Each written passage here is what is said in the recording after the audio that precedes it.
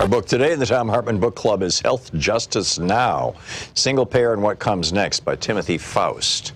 And this is from the introduction. A secret scream rings through America. It rings down the sterile fluorescent hallways of our hospitals. It rings over our rural towns and our native reservations. It rings through our prisons, the bellies of our great cities. It rings in our farms and our fields, our streets and our sewers, our bodies and our blood.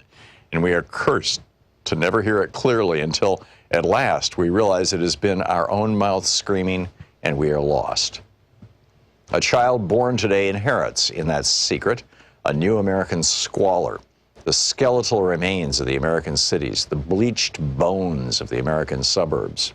This secret is a birthright of continual exploitation, pumped for labor and drained of cash and then punished for the resulting suffering. Punished for being hungry, punished for being sick, punished for being pregnant, punished for being poor, punished for being black or brown, punished for being queer, for being unlucky, for being. At the base of that suffering is lodged a little truth, like a knot in the stomach. In America, sickness makes you poor, and poorness makes you sick.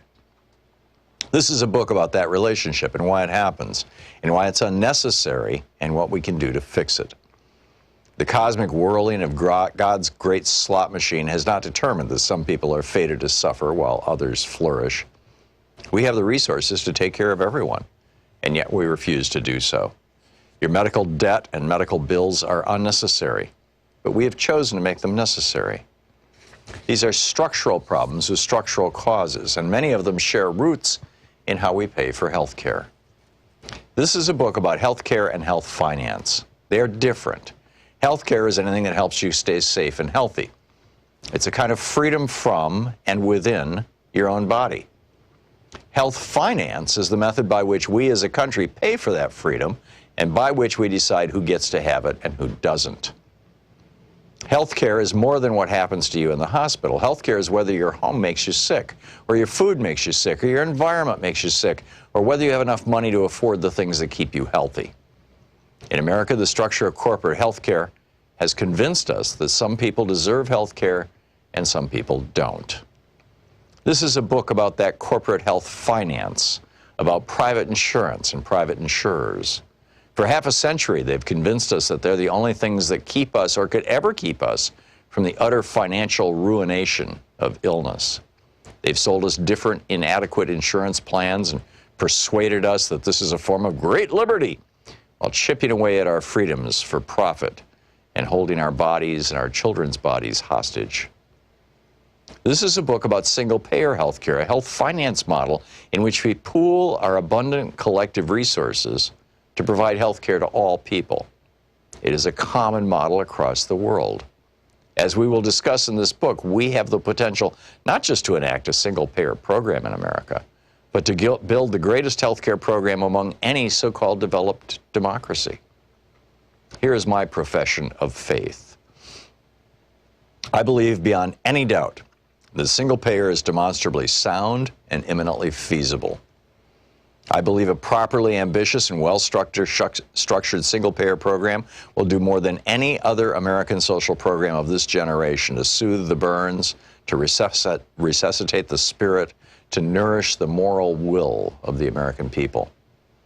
I believe it will loosen the loathsome manacles of American health finance, an exploitative institution that profits by plundering from us our own bodily autonomy, and that anchors a larger exploitation that holds those whom we love as captive leverage to guarantee our servitude to abusive employers or domestic partners, to those who seek to dominate us both in the office and in the hospital.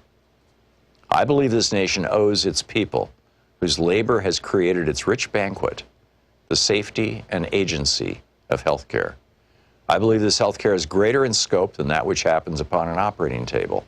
I believe that housing, food, income, and more, the components of basic human dignity, are healthcare. And I believe our work is that of striving toward justice for all people. And I therefore believe, I have to believe, that single-payer healthcare is our moral imperative. Single-payer is our tool. Single-payer is our weapon. Single-payer is our first step. But single payer on its own is not the goal. This book is about health justice. Healthcare is personal, so I want to start this book personally by introducing two friends of mine, Steve Way and Kyle Kolick. They're two guys about my age, I'm 30, who live in North New Jersey. They're sweet, gentle people and probably the most charismatic pair of friends I've met in my entire life. They make me laugh until my face hurts, and we like watching pro wrestling together. They're also being utterly broken by our American healthcare system, and it's keeping them from living their lives. Steve has muscular dystrophy. The muscle and tissues that hold his body together are eating themselves. He's doing pretty good, all things considered. He beat his original life expectancy of 18, and now probably has a long life ahead of him. Steve needs a wheelchair to move and a ventilator to help him breathe. The book, Health Justice Now, Timothy Faust.